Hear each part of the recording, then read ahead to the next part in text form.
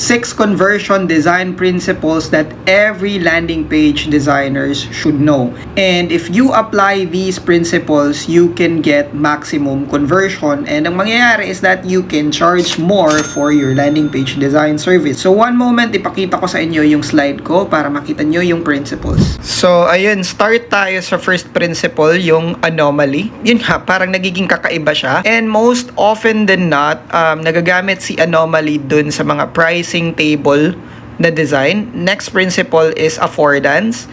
Usually nagagamit siya sa mga button, and as you can see here, makikita mo na yung skip is hindi siya makita kaagad, whereas yung next mabilis siyang makita kasi nga yung goal is mag-next yung user. Next is contrast. Well, technically, parang self-explanatory siya. Contrast ng blue is orange or yellow. So, yan yung contrast. Next na principle is direction, wherein you are just really using arrows. So, as you can see here, meron siyang arrow dito. Pero sige, zoom natin. You know, may arrow. So, that's actually a direction. And then of course, distraction. Sa distraction naman is more on, di ba sa website may mga navigation.